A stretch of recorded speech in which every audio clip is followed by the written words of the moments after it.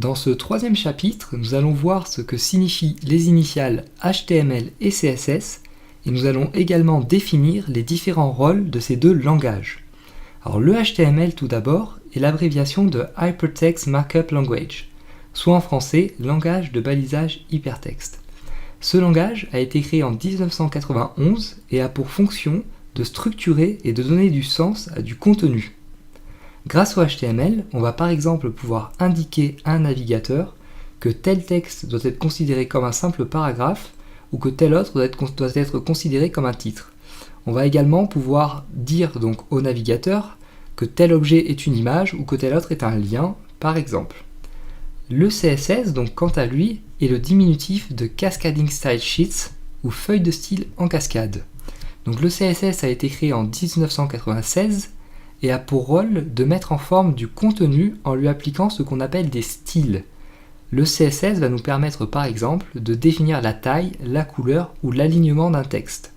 Nous allons donc utiliser le CSS sur notre code HTML afin d'enjoliver le résultat visuel final. Et donc à ce niveau du cours, il y a une chose que vous devez absolument comprendre, c'est peut-être la chose la plus importante à comprendre dans ce cours, qui est de ne jamais utiliser le HTML pour mettre en forme vos contenus, c'est-à-dire de ne jamais utiliser le HTML pour faire le travail du CSS. Alors en effet, nous allons prendre un petit exemple dès maintenant et vous allez comprendre pourquoi je vous dis ça et pourquoi ça peut être tentant d'utiliser le HTML à la place du CSS. Et ensuite, je vais vous expliquer véritablement pourquoi il ne faut jamais faire cela.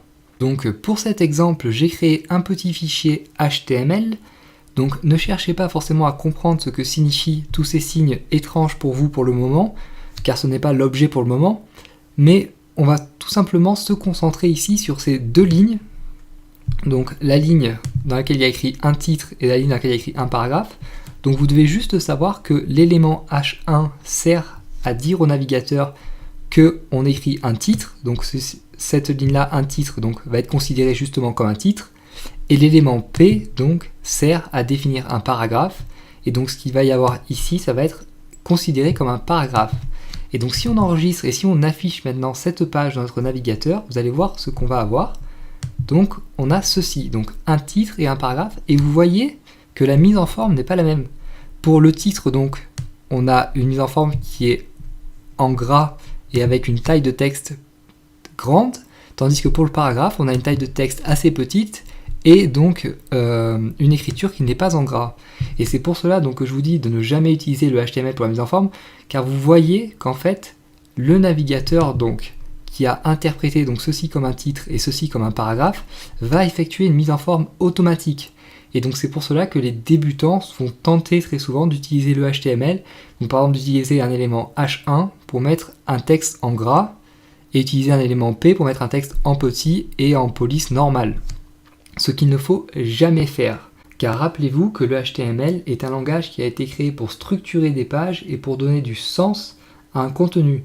Donc le principe même du HTML est d'indiquer au navigateur que tel texte va être un titre et que tel autre texte va être un paragraphe ou que ceci va être une image, ceci va être un lien, etc. etc.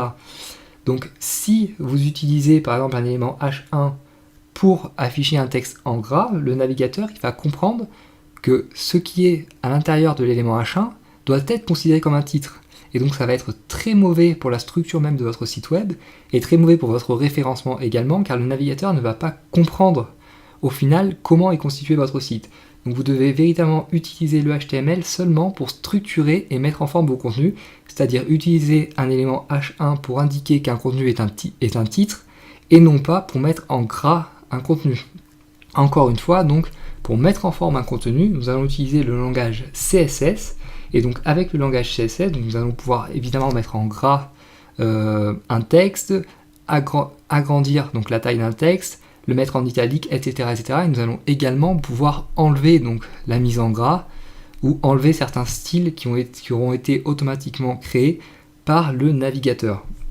Donc par exemple ici, si je crée un deuxième fichier CSS juste pour vous montrer, vous allez voir qu'on va pouvoir enlever la mise en gras du titre et mettre le titre en rouge par exemple ou d'une autre couleur, ça n'a pas beaucoup d'importance ici.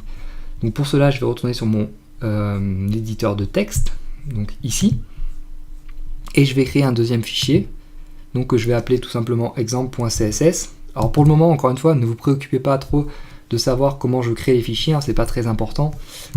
Pour le moment, on constate tout simplement, on ne cherche pas à comprendre, on constate vraiment. Donc on va le remplacer, puisqu'il existait déjà apparemment. Hop, ceci comme cela. Donc on va créer un lien entre notre fichier HTML et CSS. Alors ça, encore une fois, on apprendra à le faire plus tard, hein. C'est pas, pour le moment, ne cherchez pas à comprendre véritablement, on va tout simplement constater. Donc stylesheet et href égale donc le nom de notre fichier CSS qui est exemple.css. Donc on enregistre et en CSS, donc comme je vous dis, on va pouvoir par exemple enlever la mise en forme en gras de notre titre H1. Donc hop, comme ceci.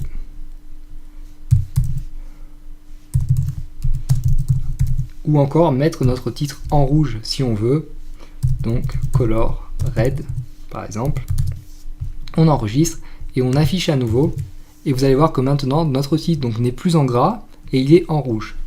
Donc ce petit exemple, hein, une nouvelle fois, donc ne cherchez pas forcément à comprendre ce que ça veut dire, j'ai été assez rapide car c'est pas l'objet pour le moment, mais donc ce petit exemple pour bien vous montrer que le HTML doit être utilisé pour mettre en forme un contenu et pour donner du sens.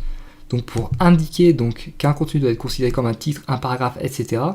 Et le CSS doit être utilisé pour mettre en forme le contenu. Donc n'utilisez jamais le HTML pour mettre en forme le contenu.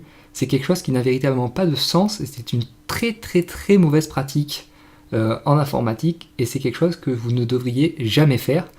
Donc je pense que vous avez compris maintenant vu le nombre de fois que je l'ai répété, mais ne vous inquiétez pas, je continuerai à le répéter dans ce cours car c'est véritablement très important.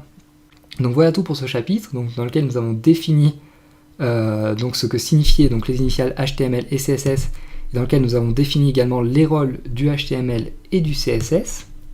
Et donc dans le prochain chapitre, donc le chapitre numéro 4, nous parlerons des différentes versions, ce qu'est une version, ce que signifie une version, et des différentes versions du HTML et du CSS. Et nous donc discuterons également des versions sur lesquelles nous allons travailler. Donc je vous dis au prochain chapitre.